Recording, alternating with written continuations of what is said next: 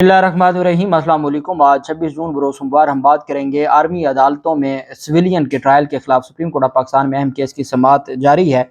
और इस समाअत का जो अब तक का अहवाल है वो मैं आपके साथ शेयर करूंगा। और उसमें तीन चीज़ें हैं: शहबाज शरीफ से इस्तीफ़ा, दरख्वास्त गुजारों की जानिब से जो बड़ा एक मुतालबा सामने आया है, और साथ बेंच का टूटना, मंसूर अली शाह साहब, जो हमें पहले ही उम्मीद थी कि मंसूर अली शाह साहब इस बेंच से अलग हो जाएंगे या हुकूमत की जानिब से कोई ऐसा एतराज़ आ जाएगा। और फिर चीफ जस्टिस उमर अता बंदयाल साहब ने इतना आज ज़रूर किया कि इस मामले को जो लटकाने की कोशिश की गई थी वफाकी हुकूमत की जानिब से, उसको नाकाम बना दिया।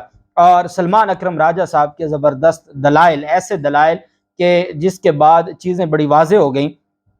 सलमान अकरम राजा साहब उस दरख्वास्त गुजार के वकील हैं जिस दरख्वास्त गुजार का अपना बेटा इन्हीं 9 मई के वाक़यात में आर्मी अदालतों के हवाले कर दिया गया है। तो वो एग्रीव्ड जो पर्सन है तो वो उनके वकील हैं, और उनको अदालत ने बहुत डिटेल में सुना है। उसकी तफसील मैं आपके साथ शेयर करूंगा। आप जानते हैं पहले 9 रुकनी बेंच बना था। 9 रुकनी बेंच के बाद 2 जजेस उठ के चले गए थे, 7 रुकनी बेंच हो गया था। 7 रुकनी बेंच पर फिर मामला आ गया। आज जब अदालत में समाअत शुरू हुई तो आज समाअत शुरू होते ही मंसूर उस्मान आवान रोस्ट्रम पर आए और वफाकी हुकूमत की जानिब से जस्टिस मंसूर अली शाह साहब पर एतराज़ उठा दिया। ये 3 दिन समाअत पहले चलती रही है। पहले दिन जब 7 रुकनी बेंच बैठा था तो मंसूर अली शाह साहब ने यह सवाल पूछा था कि क्या किसी को इस बेंच पर एतराज़ है। सब ने कहा था हमें एतराज़ नहीं है।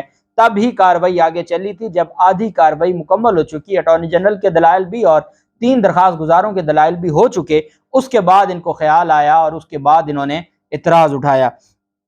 तो अटॉर्नी जनरल ने कहा जी कि हमें जस्टिस मंसूर अली शाह साहब पर एतराज़ है। जस्टिस मंसूर अली शाह साहब एक दरख्वास्त गुजार साबिक चीफ जस्टिस जवाद अस ख्वाजा के दूर के रिश्तेदार हैं। इस वजह से मुझे हदायत हैं वफाकी हुकूमत की जानिब से कि मंसूर अली शाह साहब पर एतराज़ करना है, और इस वजह से जो है वो मैं एतराज़ करता हूँ। सुप्रीम कोर्ट ऑफ पाकिस्तान ने कहा कि जो जिस तरीके से आप ये सारा मामला कर रहे हैं ये दुरुस्त नहीं है, और आपको इस तरीके से चीज़ों को ख़राब नहीं करना चाहिए। वफाकी हुकूमत ने जस्टिस मंसूर अली शाह साहब के बेंच में शामिल होने पर जो एतराज़ किया है, चीफ जस्टिस ने कहा यह मामला दुरुस्त नहीं है, और एक दरख्वास्त गुजार के मंसूर अली शाह साहब रिश्तेदार हैं, तो क्या इस बुनियाद पर आप कोई भी कार्रवाई शुरू कर देंगे या मिसकंडक्ट आएगा। चीफ जस्टिस ने रिमार्क दिया आपकी ख्वाहिश पर बेंच नहीं बन सकते, हुकूमत अदलिया की तज़हीक न करे। हमें हुकूमत हमें हम ख्याल जजेस का ताना देती है। अब किस बात पर इस अदालत के मुअज़्ज़ज़ जज पर एतराज़ उठा रहे हैं। अटॉर्नी जनरल ने जवाब दिया कि मेरा ज़ाती तौर पर कोई एतराज़ नहीं है। चीफ जस्टिस ने रिमार्क दिया हमने हमेशा तहम्मुल का मुजाहरा किया। हमने अदालती फैसलों पर अमल दरामद ना करने वालों को सजा नहीं सुनाई जो आपको सुनानी चाहिए थी, क्योंकि ये आपका ज़ाती पसंद नापसंद नहीं थी बल्कि आइन की रिक्वायरमेंट थी। लेकिन चीफ जस्टिस साहब फरमाते हैं हमने सजा ना सुनाई। अदालत के फैसलों पर अमल दरामद इखलाकी जिम्मेदारी है। हमारे पास फैसलों पर अमल के लिए कोई छड़ी नहीं है कि हम छड़ी से फैसलों पर अमल दरामद करवाएं।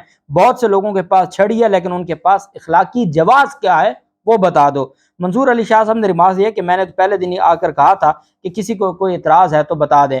मैं मंसूर अली शाह साहब को जितना जानता हूँ, मंसूर अली शाह साहब कभी इस तरह के एतराज़ पे उठने वाले नहीं थे, लेकिन पता नहीं क्या हुआ कि उन्होंने बगैर आगे अटॉर्नी जनरल साहब से कोई बात की है, इधर से एतराज़ हुआ, इधर से वोट के चले गए। और वो एक साफ़ी कह रहे थे कि जैसे टॉक शो में कोई आता है और उसको अगर पसंद नहीं है वोट के चला जाता है, तो ये बेंच है और इस तरह की जो चीज़ें हैं। चीफ जस्टिस ने अटॉर्नी जनरल से मुकालमा किया कि मफादात के टकराव पर एतराज़ उठा रहे हैं।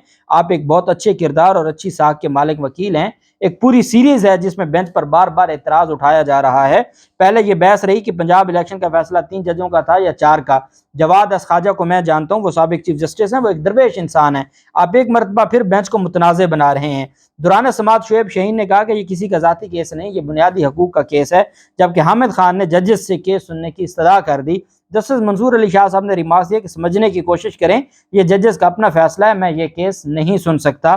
सलमान अकरम राजा साहब ने कहा कि जस्टिस मंसूर अली शाह अपने फैसले पर नज़रसानी करें। जस्टिस मंसूर अली शाह साहब ने रिमार्क दिया कि मैं अपना कंडक्ट अच्छी तरह जानता हूँ, कोई एक उंगली भी उठा दे मैं फिर कभी उस बेंच का हिस्सा नहीं रहता।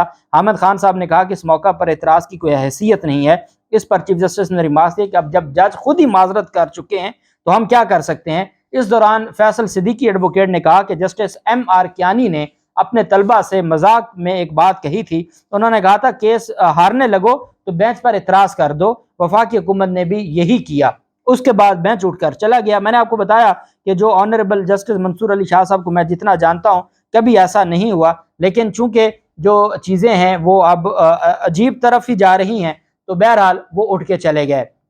اس پر پھر وفاقی حکومت کو یہ لگتا تھا کہ جی آج تو بس اب تو سماعت نہیں ہوگی، تو عمر عطا بندیال صاحب نے کہا واپس آ رہے ہیں۔ دوبارہ سماعت 11:30 بجے شروع ہو گئی، 7ویں کرسی اٹھا دی گئی، 6 کرسیاں لگا دی گئیں، 6 جج آ گئے اور جو 6 رکنی بینچ ہے اس نے سماعت شروع کر دی۔ عمران خان کے وکیل حامد خان صاحب روسٹم پر آ گئے اور عدالت سے مخاطب ہوتے ہوئے کہا کہ ہماری درخواست پر نمبر نہیں لگا۔ چیف جسٹس نے ریمارکس دیا کہ اس معاملے پر بعد میں آئیں گے، ابھی ہم ایک سیٹ بیک سے ریکور ہو کے آ رہے ہیں۔ وہ جو سیٹ بیک جو وفاقی حکومت کا رویہ تھا، چیف جسٹس نے حامد خان سے مکالمہ کرتے ہوئے کہا کہ یہاں دلائل کے بجائے دیگر حربے آزمائے جا رہے ہیں، آئین اور قانون کی بجائے اور تکنیکیں لگائی جا رہی ہیں۔ حامد خان نے کہا میں اس درخواست میں صرف ملٹری کورٹس کی والی استدعا پر فوکس کروں گا۔ عدالت نے کہا آپ کا معاملہ ہم بعد میں دیکھیں گے، پہلے باقی درخواست گزاروں کو سن لیتے ہیں۔ سلمان اکرم راجہ صاحب جو درخواست گزار جنید رزاق کے وکیل تھے، انہوں نے کہا کہ میرے موکل کے بیٹے کا معاملہ ملٹری کورٹس میں ہے، ٹرائل صرف آرٹیکل 175 کے تحت تعینات کیا گیا جج کر سکتا ہے۔ ایف پی ایل کیس کا جب فیصلہ ہوا تب اختیارات کی تقسیم کا اصول واضح نہیں تھا۔ عائشہ ملک صاحبہ نے استفسار کیا کہ ایف پی ایل ای کے ساتھ اس کیس سے کیسے متعلقہ ہے؟ اپنے پہلے دن کے سوال پر جاؤں گی کہ آرمی ایکٹ کے سیکشن 2D کا اطلاق کس پر ہوتا ہے؟ جسٹس منیب نے استفسار کیا کہ کیا افواج کے افسران کا بھی ملٹری کورٹس میں کورٹ مارشل نہیں ہو سکتا؟ سلمان اکرم راجہ نے کہا کہ برطانیہ اور امریکہ میں مخصوص حالات میں فوجی افسران کے فوجی عدالتوں میں ٹرائل ہوتے ہیں۔ جسٹس عائشہ ملک نے ریمارکس دیا کہ F P L E case تو ریٹائرڈ آرمی آفیشلز کے ٹرائل پر تھا۔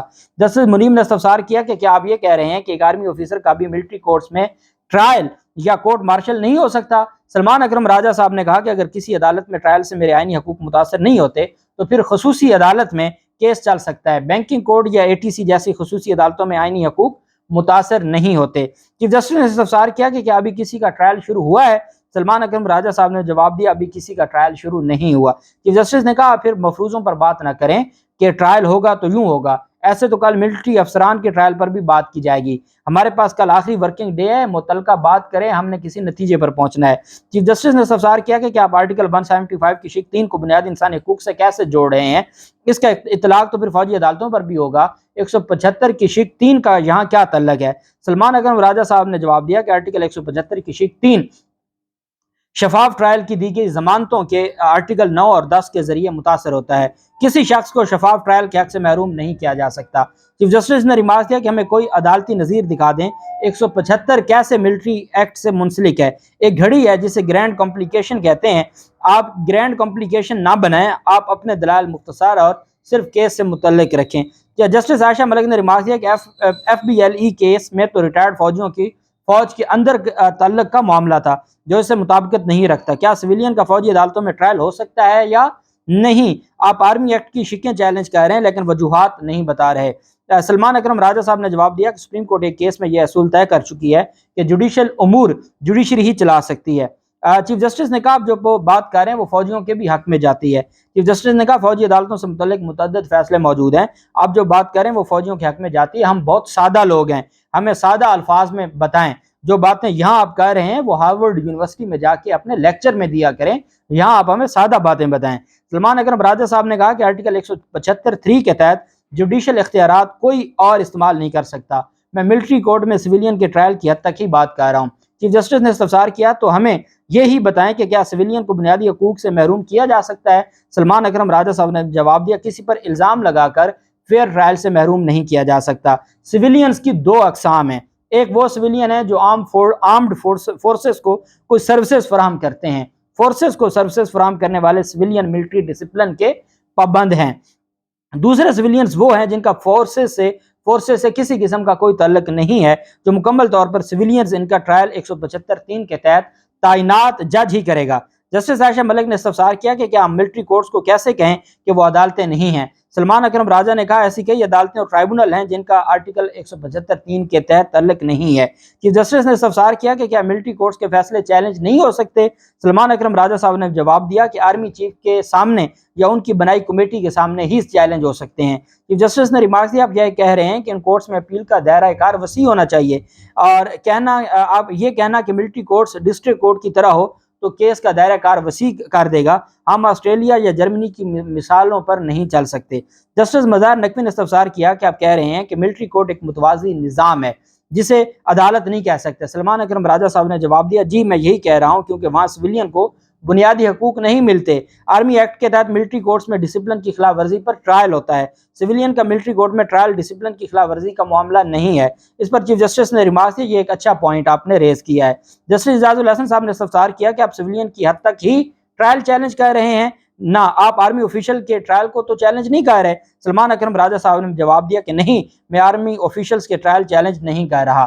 چیف جسٹس نے استفسار کیا کہ امریکی قانون ان عام شہریوں کے بارے میں کیا کہتا ہے جو ریاست کے خلاف ڈٹ جائیں۔ سلمان اکرم راجہ صاحب نے جواب دیا، امریکہ میں عام شہریوں کی غیر ریاستی سرگرمیوں پر بھی ٹرائل سول عدالتوں میں ہی ہوتا ہے۔ چیف جسٹس نے ریمارک دیا کہ فیصل صدیقی ایڈوکیٹ نے کہا تھا کہ دنیا میں ملٹری کورٹس میں سویلین کا ٹرائل ہوتا ہے۔ جسٹس عائشہ نے استفسار کیا کہ کیا ہمارے خطے میں سویلین کا فوجی عدالتوں میں ٹرائل ہوتا ہے؟ سلمان اکرم راجہ صاحب نے جواب دیا کہ بھارت میں ایسا نہیں ہوتا۔ چیف جسٹس نے ریمارک دیا کہ 21ویں آئینی ترمیم کا فیصلہ دیکھیں، مسلح افواج پر ہتھیار اٹھانے والوں پر آرمی ایکٹ کے نفاذ کا ذکر ہے۔ عدالت میں سلمان اکرم راجہ صاحب کے دلائل ابھی جاری ہیں اور بہت طویل دلائل ہیں، اور اس میں بہت مختصر کر کے، چونکہ تقریباً 2 گھنٹے ان کے دلائل جاری رہے، مختصر کر کے میں نے آپ کو بتایا ہے۔ بہرحال عدالت میں 45 منٹ کا وقفہ کیا گیا تھا، اور 45 منٹ کے وقفے کے بعد عدالت میں اب دوبارہ سماعت ہوگی۔ جو بھی سماعت کا حوال ہوگا، اہم بات یہ ہے کہ درخواست گزار، جو مین درخواست گزار ہیں اعتزاز احسن صاحب، انہوں نے جو ہے یہ فیصلہ کیا ہے، اور ان کی جانب سے آج شہباز شریف سے استعفیٰ طلب کیا گیا ہے۔ انہوں نے کہا ہے کہ وفاقی حکومت نے، جب وہ ان کے پاس کوئی دفاع میں کوئی بات نہیں ہے، تو انہوں نے ججز کے اوپر حملہ کیا ہے، پہلے باقی ججز پر، اب منصور علی شاہ صاحب پر اعتراض کیا ہے۔ ایسے میں شہباز شریف کو عہدے پر رہنے کا کوئی حق حاصل نہیں ہے۔ درخواست گزار اعتزاز احسن نے شہباز شریف سے استعفیٰ طلب کر لیا ہے۔ اللہ پاک پاکستان کا حامی و ناصر ہو۔ بہت شکریہ۔ اللہ حافظ۔ پاکستان زندہ باد۔